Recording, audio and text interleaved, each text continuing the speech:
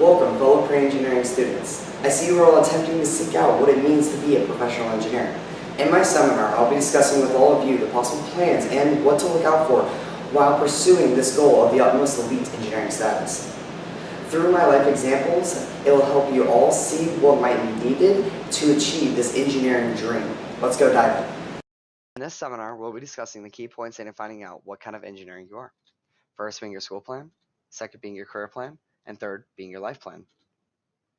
How I started off this was with my purpose statement. I, Cody Kirsten, had plans to achieve an academic goal of an electrical engineering degree and to be able to practice my studies out in the field across the United States while creating a sustainable income to be able to fund my vast curiosity of seeing the world. Being able to break this down, my academic plan, which was getting my electrical engineering degree, the second being my career plan, being able to practice my studies across the United States, and then third being my life plan, using my career plan, I was able to fund my vast curiosity of seeing the entire world. Next, we are talking about strengths and values. The reason why these are so important is because we took this in one of my classes when I first started at Valencia, and the first one being our strengths, and the second being our values. Adaptability and competition were the two biggest aspects of my strengths. They were kind of what shaped me, guided me around my engineering track, kind of showed me which way I was supposed to go, where I'm supposed to lead.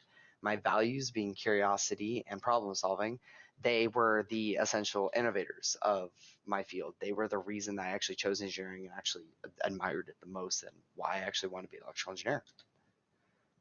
Next, we talk about my path route, and it all began with me going to Valencia and getting my degree towards engineering. After that, I attended the University of Central Florida and seeked out my electrical engineering degree from there.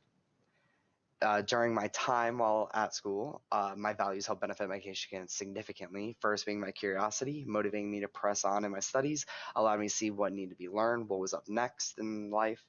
Next being problem solving. This is just a key element of being any kind of engineer. It allows us to solve the tougher questions that are coming at us, the problems that we have to figure out. It kind of lets us think outside the box.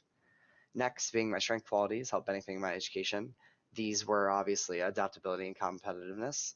These allowed me to overcome heavy workloads in classes, let me figure out new schedules, from going from morning classes to night classes. The competitiveness actually helped push me to get better grades. They kind of made me a little bit more competitive in my classes, wanted me to earn the best grade possible, which was perfect for engineering. And for going to school, everyone needs to worry about their tuition.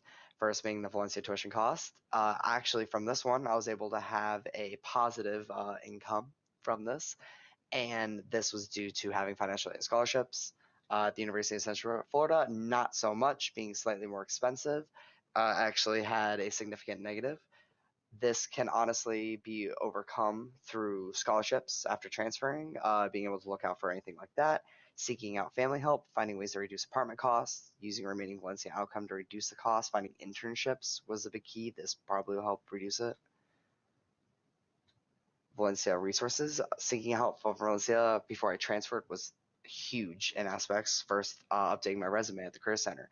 They were able to help me find future internships, show me opportunities that I could find. And from the Career Center, I was actually able to figure out big connections that Valencia had with major companies. And these companies could possibly give you job experience in the field that you're looking for if you are so to desire them. Another being the guidance counselors. They helped me in a significant way. They helped me save money on classes that I didn't even know that were actually required in my field before I transferred to UCF, which at half the credit cost, reducing the cost of all of Valencia and UCF. Next would be my career pathway. I've achieved title of senior electrical engineer. In our field, the kind of work that we did was we created electrical roadmaps, checked up on power grids and large servers. We worked on various computer systems and networks, created new forms of electronics for companies like military tanks, drones, anything that you could think of that has electronics in it. We could probably get involved with it. Workforce skills that were definitely needed in this field was able to learn software programs quickly. Excel, C programming, and Java were some of the bigger ones. Being a team player, working with others and collaborating to find solutions were huge parts of being it. You're always working with a team in the engineering field. This is why it's always so important to be part of a team. Being innovative was huge. because you would always have to find new solutions, there'd be weird problems. Just being able to create your own kind of solution that actually works for the team and for you helps make your work go a lot faster. And then understanding the customer. This is a key part I'm going to talk about a lot more in the interview up next. Next being my interview. First, starting off with Craig Miller. He was the VP of Harrison Engineering Company. He graduated with his electrical engineering degree. Straight from electrical engineering, he went right into the government company called Harrison Engineering.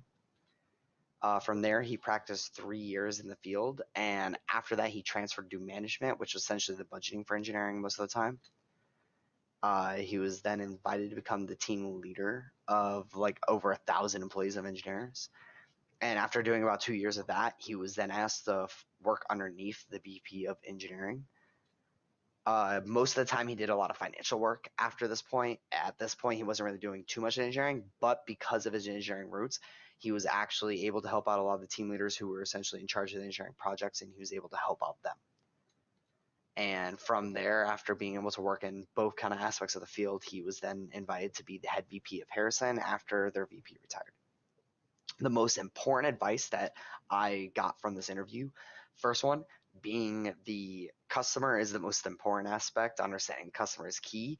I talked about that a little bit earlier. The reason why this is important is because it allows us to communicate with them and lets them figure out what they desire and lets us kind of understand what each other want. Like from an engineering aspect, this is what we can provide and what they desire, so we can actually translate between them both. And being that middleman to do that can get you so much further in life, being able to do them both.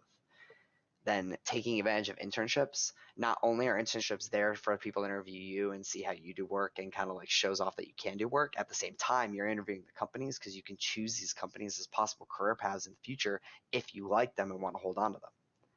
And the very final thing that I thought was the most important aspect that he stressed a lot was happiness. Happiness was the key of any kind of job that you had, especially in the engineering field. If you didn't like where you were as an intern, then you didn't have to continue with it. And finally is life pathway. This kind of all ties everything together. First, my curiosity and problem solving are the main reasons I pursued engineering to begin with. My adaptability and competitiveness is what helped motivate and pushed me to reach my desired title. Through achieving my degree at UCF, it allowed me to unlock limitless possibilities of choosing different kinds of intern jobs, from being electrical engineers across the United States to working in other places in the world. Seeking out internships definitely helped me. It let me figure out what kind of job I want and to see if the pathway I'm taking right now is the desired pathway for me. And by creating a purpose statement, it kind of helped shape my life map. It essentially told me my lifelong engineering problem to pursue my dreams. For anyone who's going out there in the future engineering field, I kind of do this tip of treat your life map as kind of like an engineering problem, and each step gets you closer to that answer. Like finding your interests and strengths, going to school, doing internships are all steps of reaching that solution. Becoming a senior electrical engineer was my end result, and it solved my life problem. So now it's time to go find yours.